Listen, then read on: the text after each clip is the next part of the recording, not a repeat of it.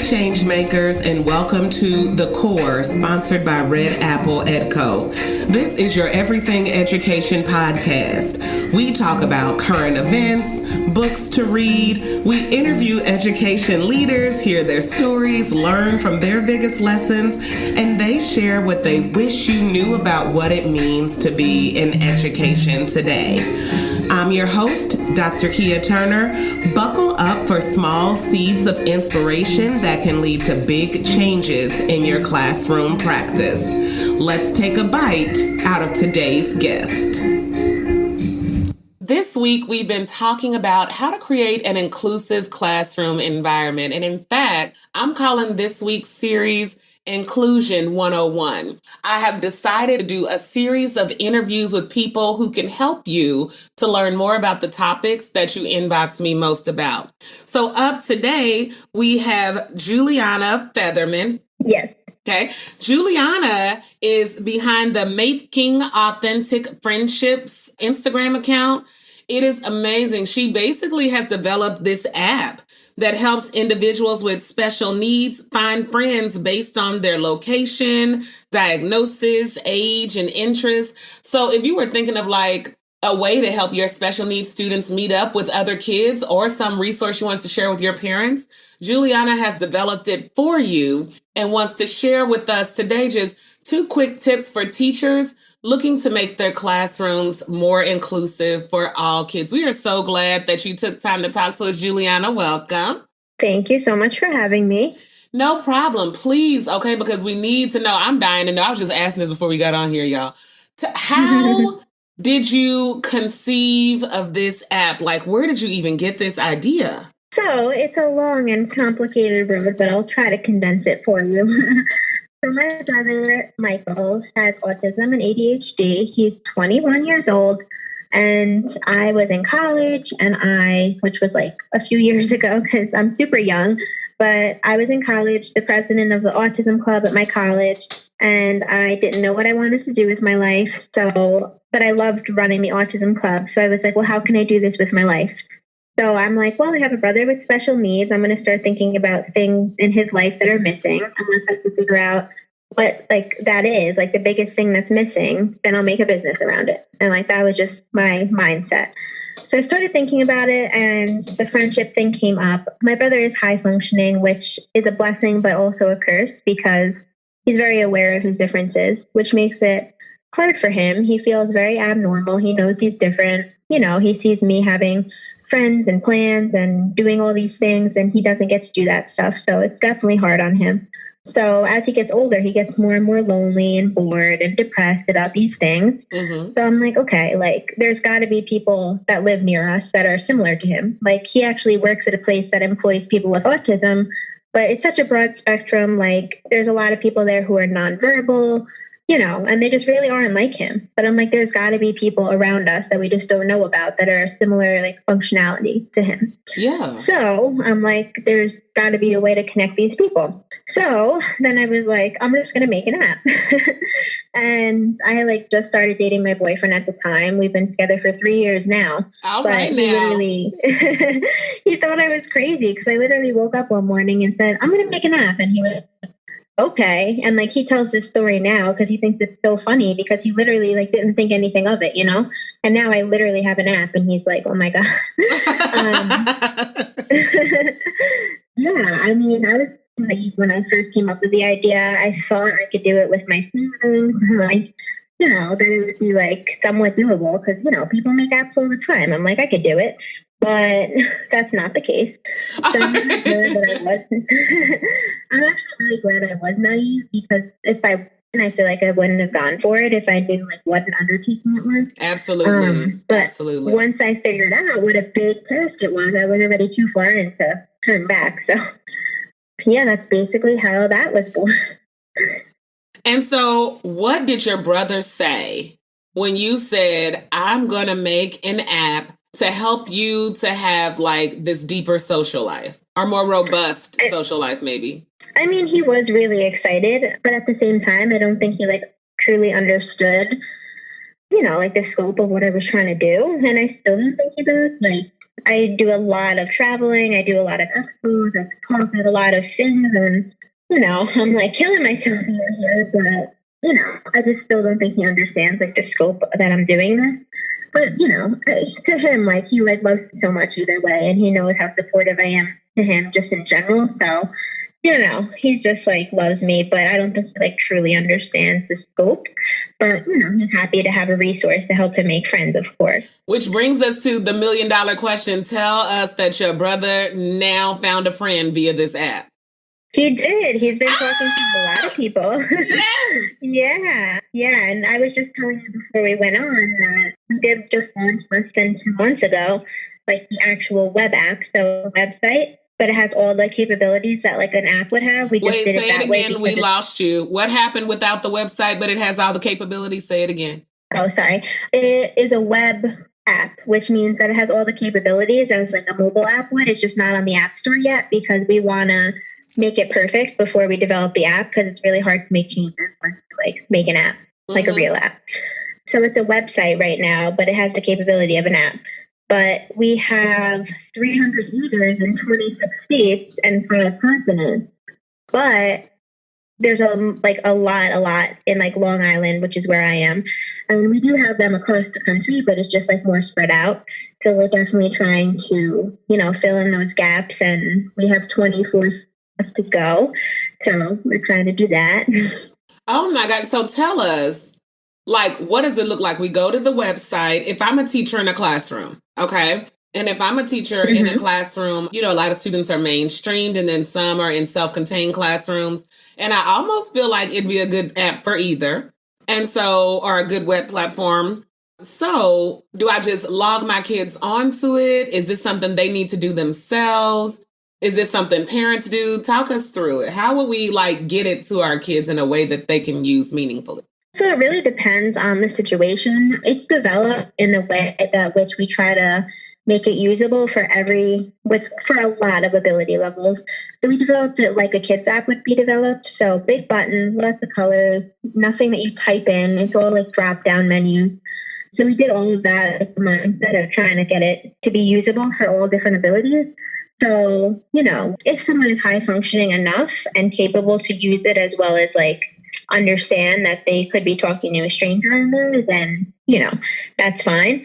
But in a lot of cases and what we've come across so far is a lot of like parents that sign up for their children. And that's like when you sign up, we ask you, like, is the individual using it or is someone else using it on their behalf? And then on the map where you see like all the users, there's different colored uppers which show like all the users for different things. So like blue is like just a regular user. Purple means a parent or guardian on their behalf. Oh, I got it. And so is there an age range for this or is it just for any age really? Like maybe from your 3-year-old all the way up to your 35-year-old, honey? I wish, but unfortunately we have to start at 13 only because of child protective laws. Right now it's 13 plus, but we have people as old as like 50s and 60s who have special needs as well. But like I said, you're going to be able to see that on their profile and you're going to match with people who are like obviously closer to your age. But of course, the socialization piece is so important for every age. So I agree. Like the whole meaning behind my app was to match people with similar abilities because the whole point is I didn't want my brother to feel like alone. Able to meet people who had a similar diagnosis and a similar capability level. Yeah. Well, thank you so much for giving us all of that. So tell us, okay, since we are the Teachers Podcast, tell us, what are 2 tips teachers can use to make sure their classrooms are inclusive spaces for everyone? How can they help kids to form those meaningful face-to-face connections? Because we both know kids can be colorful and full of color. And so how do we use my blanket term? So how do we help teachers to create those real connections in class every day? What you got? Well, the biggest thing I'd say is to teach them inclusion. I mean, that's something I've always practiced myself. And literally, like everyone around me, all my friends and stuff, like in high school, didn't have a choice but to practice it as well. Like we would always be the people who would sit with someone who was sitting alone. And like even in college, I would do that also. So I think like that's a really important lesson. Teach your students to be that person and teach them that it's okay to be that person. It's more than okay. It's encouraged because, you don't know what people are going through or what their capabilities are. So you definitely should be inclusive to everyone. And I think that really roots from like parents and teachers and people teaching them that, because some people might just not think of it. It's not that they don't want to do it. They might just never cross their mind. That's good. So I hear you saying, I hear you saying that teachers need to highlight how it's okay for everyone to have differences and that those differences are still like great parts of our classroom picture and not necessarily think it's either us or them. Like we have to all be alike or the different person kind of gets shunned. Is that what you're saying? Exactly. Okay. And even if someone is different, then, you should give someone a chance still and like still be their friend. I love that. Okay. And then what's your second tip? Oh, God, this is a hard question. I'm trying to say inclusion was my big one. What is my second tip? Right. I don't know. I mean, maybe having people have more face-to-face, like have the students have more face-to-face interaction throughout the day, like not academic though, because like, we're all in our phones these days. Even like young kids, like always have phones and iPads. Like, I really think it's lost, like the whole like having a meaningful conversation with face to face. I definitely think that's another thing that teachers do I have an app, so it's kind of like hypocritical, but the end goal of my app is to have people meet in person and like face to face.